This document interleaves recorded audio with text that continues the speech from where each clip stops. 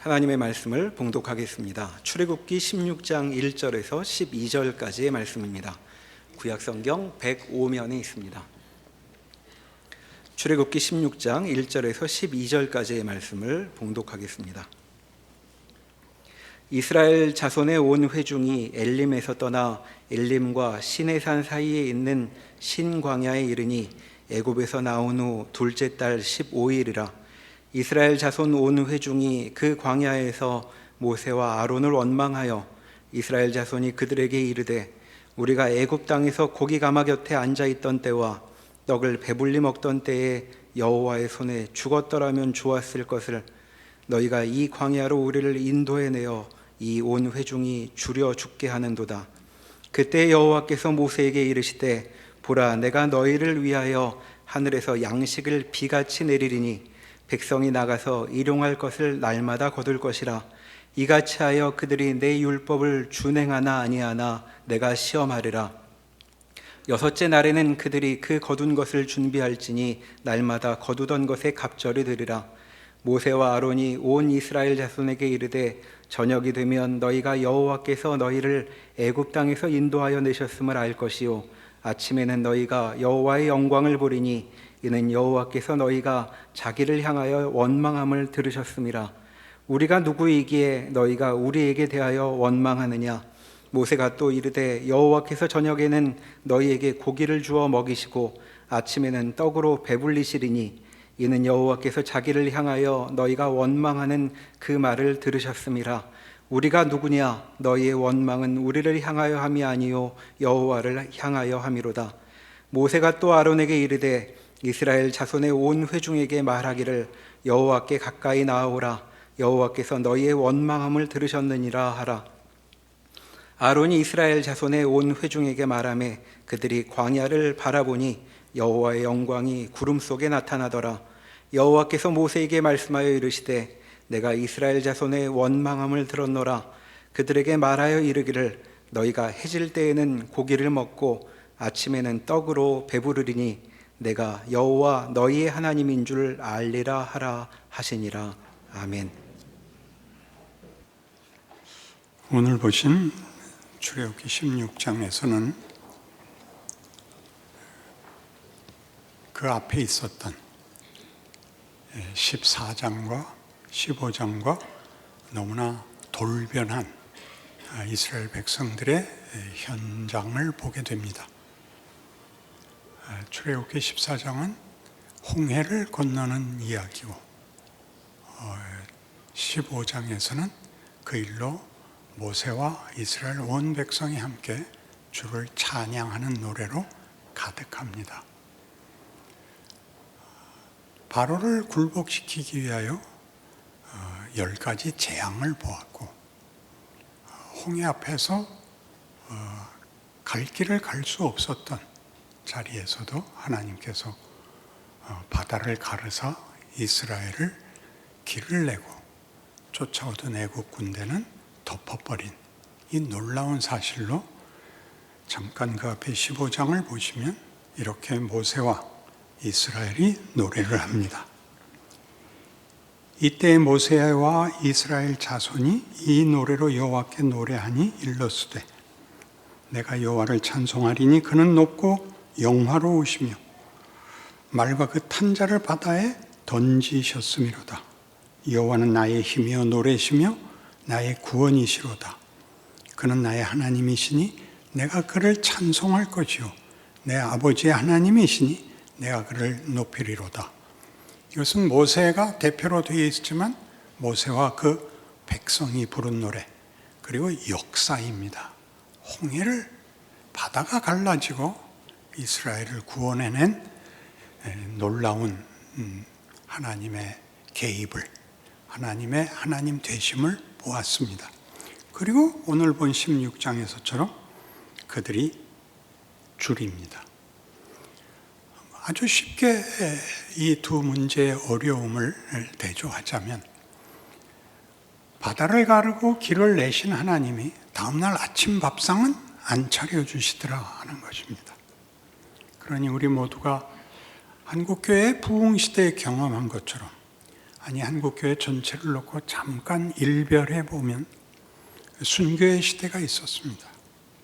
그렇게 교회가 뿌리를 내리고 살아났고, 그리고 부흥이라는 시대를 맞이함으로 우리는 하나님의 살아계심과 구원의 현실성, 그리고 그 많은 사람들을 향한 하나님의 폭넓은 찾아오심과 은혜 베푸심을 보았습니다.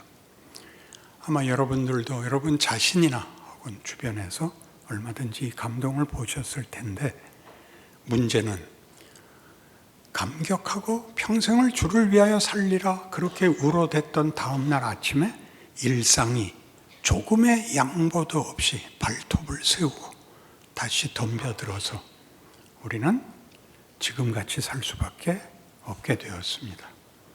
안 믿을 수는 없지만 만족스럽지는 않은 현실, 이 신앙의 이 실체는 무슨 이유일까요? 이것이 이 이스라엘 역사 속에서 대조되고 있는 것입니다. 15장에서의 찬송은 그들이 알고 있었던 세계, 즉 바로로 대표되는 세상의 권력과, 그리고 자연 질서라는 아무도 어떻게 변경시킬 수도 없고 타협시킬 수도 없는 세상의 질서가 그것보다 더 큰 권력과 그 권력의 주인 아래에서 쉽게 순종하는가 하는 모습을 보여주었습니다. 그리고 다시 옛날로 돌아간 오늘을 맞이한 이렇게 대비되는 출애굽기 14장, 15장, 16장입니다. 15장의 찬송은 그러니까 이런 것입니다. 우리가 알기로 세상은 세상 질서 속에, 세상의 질서라는 건 생로병사, 태어나고 늙고 병들고 죽는다. 이 질서를 어길 수 없는 세상이고, 거기서는 약육강식입니다.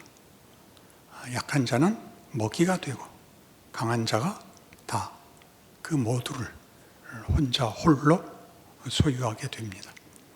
이런 생존 경쟁 속에서 하나님이 그 모든 질서를 깨고 하나님 하시는 일을 해낼 수 있다면 세계관이 바뀌어야 됩니다.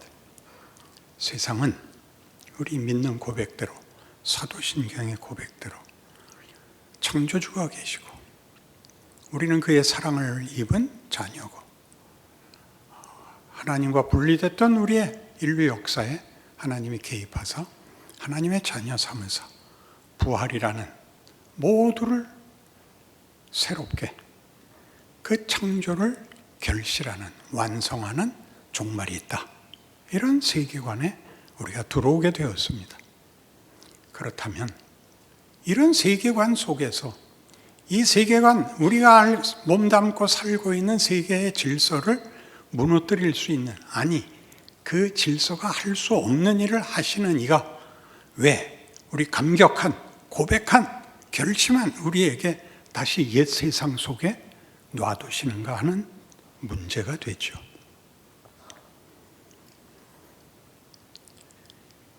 세상을 사는 사람들은 이 세계관에 대해서 가르쳐 주지 않아도 다 압니다. 누구나 태어나고 자라나고 늙고 병들고 죽는 것을 벗어날 수 없기 때문입니다. 우리는 이것을 자연주의 세계관이라고 합니다. 자연주의 세계관이란 우리 모든 인류가 몸담고 있는 세상 질서며 운명입니다. 그런데 이 질서 속에는 가치가 없습니다. 죽어버리면 그만이니까요. 그리고 생존 경쟁에 의해서 피해자가 승자보다 훨씬 많은 곳이니까요. 그래서 누구나 이 일에 대하여 실증을, 반발을 가지게 되어 있어서 이 자연주의를 허무주의라 이름을 붙이고, 이런 허무주의 속에서 인간이 인간된 최소한의 자기 증명을 하겠다라고 만든 것이 실존주의입니다. 실존주의란 내가 죽는 것을 피할 수 없다는 것을 안다. 좋다. 그러니까 살아있는 동안만은 내 마음대로 하겠다. 이렇게 된 것입니다. 그것은 반발입니다. 그러나 이 반발의 가장 중요한 근거는 체념입니다. 죽어버릴 수밖에 없는 인생. 이겨도 죽고 도망갈 수 없고 내 꿈이나 내 소원 같은 것은 아무짝에도 쓸모없는 이 질서, 이 세상 속에서 살아야 한다는 것에 대한 반발이며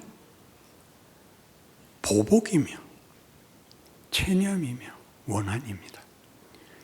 그러니까 이스라엘 역사가 보여주는, 성경이 우리한테 보여주려고 하는 이스라엘 역사에서 가장 중요한 것은 너희가 살고 있는 세상 질서가 최종적인 질서가 아니다. 그것이죠. 우리 사도신경으로 고백하는 바와 같이 존재하는 세상 전체가 창조주가 있고 거기에 의미와 가치를 부여하고 그 결과를 만들어내시는 우리 하나님이 있다. 그가 그 일을 하기 위해서 자기 아들까지 십자가에 못 박을 수 있다. 그렇게 우리를 사랑하시며 우리를 하나님의 자녀라는 이름으로 신분과 지위를 약속했다. 이것이 기독교 신앙입니다. 그런데 왜 그 감격이 다음날 아침 눈을 뜨면 세상 질서에 압도되느냐 하는 것이죠. 우리는 하나님께서 우리가 감격하고 우리를 고백하게 하고 우리를 항복시킨 바로 그 상태, 하나님을 알게 됐고 하나님을 믿게 됐고 하나님의 자녀로 살 것을 결심하는 상태에서 왜 다시 세상 질서로 보내어 절망케 하고 고통스럽게 하는지에 대하여 답을 찾지 못하고 있습니다. 더 잘하고 싶습니다. 그래서 많은 신앙인들이 고통을 당하는 것은 죄 때문이라 생각하고, 그래서 죄를 짓지 않으면, 보다 더 열심 있는 신앙생활을 하면 고통이 없어지고 평화로운 복받는 인생을 살 거라고 기대를 할 수밖에 없습니다. 그런데 두 가지에서 안 됩니다. 하나는 그렇게 신앙생활을 하게 세상이 내버려 두지 않아서 할 수가 없고, 그 다음에는 아무리 잘해도 행복하고 평안을 보상으로 받지도 못합니다. 이게 뭐냐 하는 것입니다. 하나님은 우리가 누군지 알게 하시고 세상 질서, 존재의 결론이 누구의 손에 있는지, 그리고 우리라는 존재의 가치와 의미와 목적과 신분이 무엇인지를 가르쳐 놓고 왜 체념으로 끝나야 하는, 왜 분노로 끝나야 하는 세상 질서 속에 놔두는가 하는 문제에서 하나님이 우리를 기르신다는 거죠. 우리는 아담의 실패를 알고 있습니다. 아담의 실패는 자기에게 주었던 자유 선택권을 하나님에게서 등을 돌리는 선택을 함으로써 사망을 초래했습니다. 사망이란 죽어버리는 것이 아니라 생명과 가치와 명예와 영광이라는 것을 생산할 수 있는 유일한 주인 하나님으로부터 자신을 분리함으로써 요한복음 15장에 나오는 포도나무 비유같이 그 가지가 줄기에서 끊어지면 땅에 떨어져 말라 썩을 수밖에 없습니다. 죄는 썩는 것이 아닙니다. 썩는 것은 증상입니다. 결과입니다. 죄는 하나님에게서부터 분리되는 것입니다. 하나님으로부터 분리된 인간은 스스로 자신에게 가치와 의미를 만들 수 없다는 것을 여태껏 하나님이 보여주시는 것이 세상 역사입니다. 우리는 세상 역사가 힘의 경쟁이고, 그리고 모든 정부는 힘으로 질서를 잡고, 힘에 의한 질서는 모두를 만족시킬 수가 없어서 꼭 다른 힘에 무너지게 되는 것, 반복적으로 폭력을 낳는 것을 인류 역사 전체에서 지금까지 일관되게 보고 있습니다. 그게 어쨌단 말이냐? 하나님은 우리에게 이렇게 말씀하시는 것입니다. 나는 너희를 나와 사랑과 믿음의 관계와 교제를 할 수 있는 존재로 만들었다. 너희는 나의 사랑이며 나의 기쁨이며 나의 모든 것이다. 그러니 나를 아버지라 불러라. 나는 너희를 내 자식이라고 생각한다. 이게 기독교입니다. 그러면 여러분 아이를 길러봐서 아시다시피 아이가 언제가 제일 이쁘죠? 말 잘 듣는 한 10살까지만 이쁩니다. 그때는 왜 말을 잘 듣죠? 자기 선택이 없기 때문입니다. 시키는 대로 하죠. 근데 크면 뭐가 생기죠? 왜 내가 엄마 말을 들어야 하느냐? 라는 것이 그 절대적 명분이 의심이 가는 겁니다. 나는 난데. 이게 매우 중요하죠. 왜 중요하냐 하면 나라는 존재의 정체성과 나라는 존재의 가치와 명예에 대하여 내가 선택하겠다. 내가 납득을 해야 되겠다라는 자리에 오는 것입니다. 무엇을 위해서 오죠? 우리 모두가 세상을 살면서 믿는 자나 안 믿는 자나 공통되게 생각하는 거죠. 뭐가 인간의 최고의 가치냐? 세상엔 그걸 놔두지 않습니다. 멋있고 명예로울 틈이 없습니다. 하나님과 분리된 세상에서는 폭력 이외의 다른 방법은 통하지 않습니다. 속여야 하고 죽여야 하고 그리고 매일 발톱을 세우고 있어야 합니다. 왜 그 속에 우리를 놔뒀을까요? 보라는 거죠. 너희는 나와 감격스러운 잊을 수 없는 관계를 이제 맺었다. 내가 너희에게 만들려고 하는 것은 저것하고는 다르다. 이것이 현실입니다. 세상 사람들이 의미와 가치를 생산할 수도, 발견할 수도, 유지할 수도 없는 곳에서 하나님은 창조주시고 부활이십니다라고 고백하는 건 얼마나 놀라운 일입니까? 하나님을 사랑하는 자, 곧 그 뜻대로 부르심을 입은 자들에게는 모든 것이 합력하여 선을 이루느니라. 이런 말은 얼마나 놀라울까요? 잘못한 것도 잘못으로 끝나지 않는다. 네 실패도 실패로 끝나지 않는다.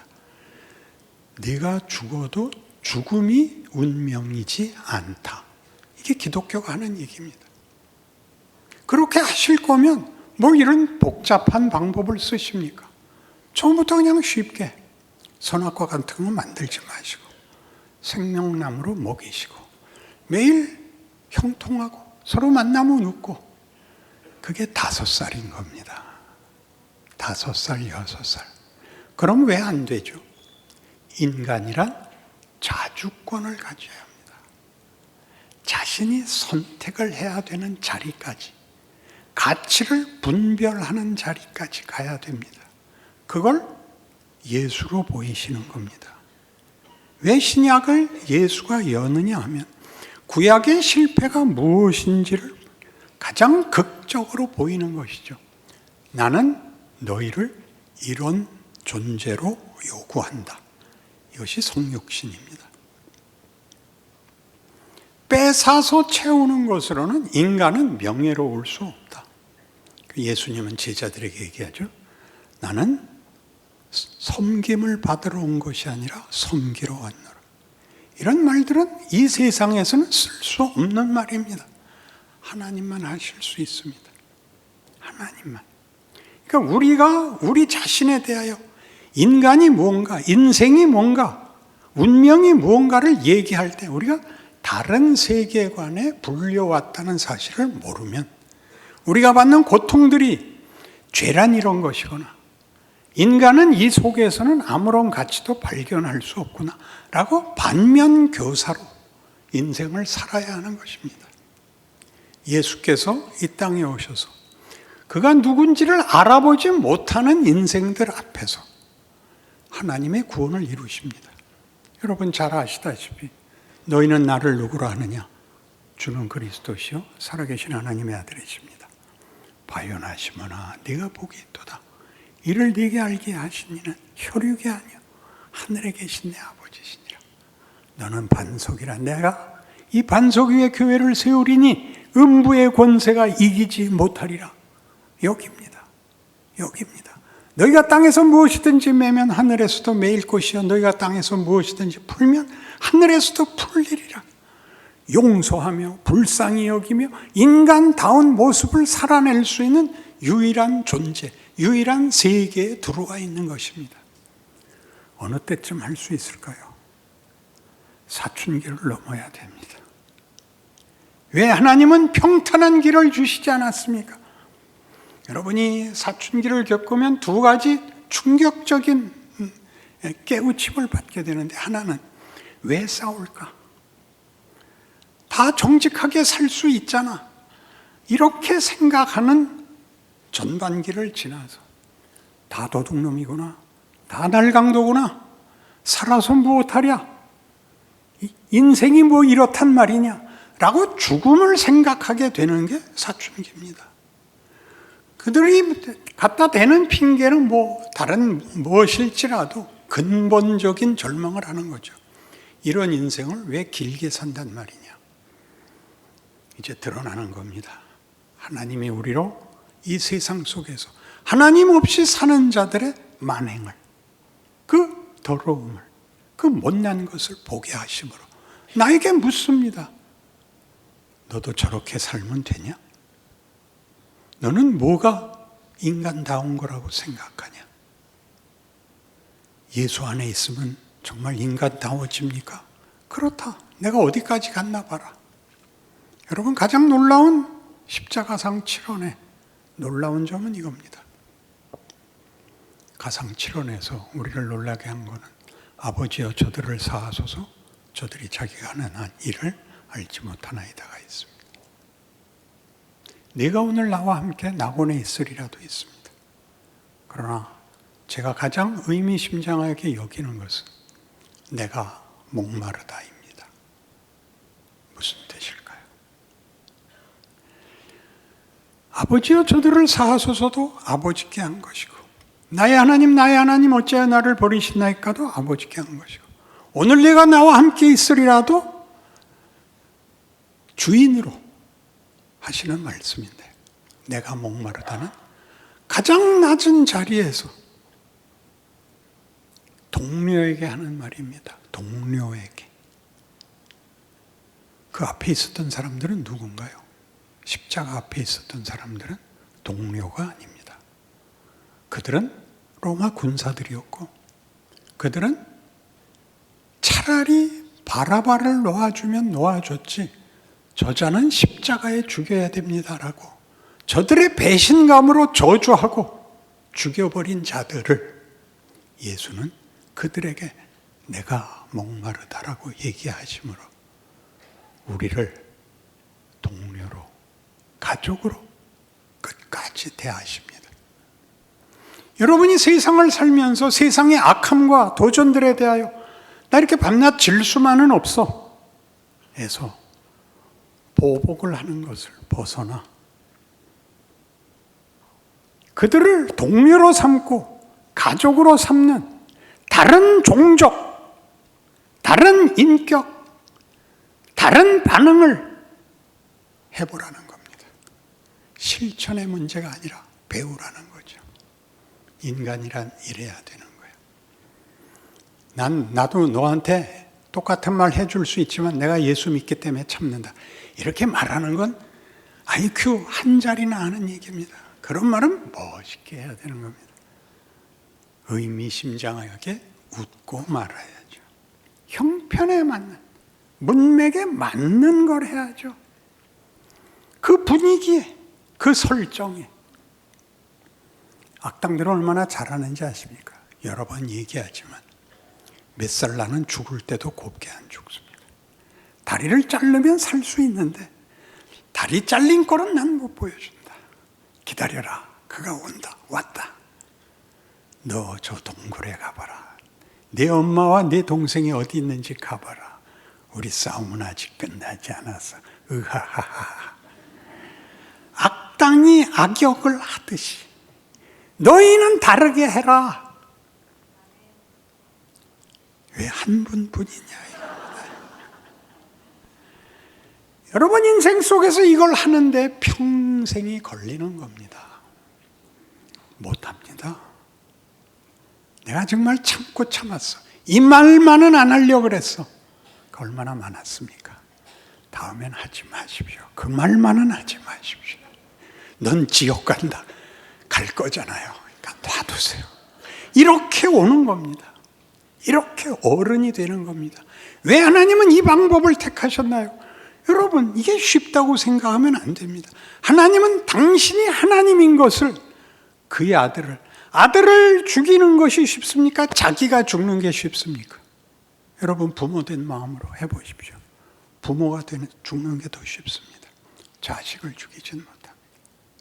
하나님은 그걸 아십니다. 예수를 믿는다는 것은 존재론에서, 인생관에서, 자기가 속한 세계관에서 세상과 다르기 때문에 많은 갈등을 겪을 수밖에 없습니다. 내가 있는 자리는 세상이고 내가 믿는 것은 천국이니 그 속에서 겪어야 하는 오늘 하루의 갈등 속에서 어떻게 천국 백성다운 것이 되는가? 여기에 연륜이 필요합니다. 많은 시행착오를 거쳐야 일정한 수준에 가게 됩니다. 그걸 모두 회개로 지워버리지 마시고 그 상처를 잊지 마시고 그렇게 말한 건 아무 소용이 없었다는 것을 기억하여 다음엔 웃으십시오.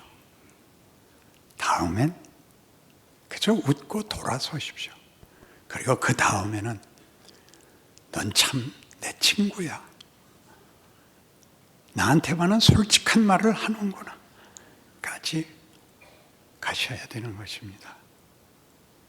그것이 성경이 구약 내내 하나님이 이스라엘과 씨름하는 것입니다. 그걸 모르고 구약을 보면 왜 얘네들은 말을 안 들을까? 말 잘 들으면 복 받을 텐데 우린 말 잘 들어도 복 못 받는다는 거 알고 있잖아요. 복이란 예수를 닮아가는 것이지 고통이 면제되는 것이 아니라는 것. 하루를 얼른 지내보내지 마시고 기회와 책임으로 기억하여 여러분의 자리를 지켜내십시오. 베노는 벳셀라가 주인공이 아니고 베노가 주인공입니다. 여러분 인생에 세상이 온통 다 나쁜 짓 하며 큰 소리 치는 속에 있지만 권력과 폭력과 큰 소리 속에 있지만 주인공은 여러분 자신 하나입니다. 그 책임과 명예를 놓치지 마십시오. 기억하십시다. 기도하십시다. 하나님 아버지 은혜를 감사합니다.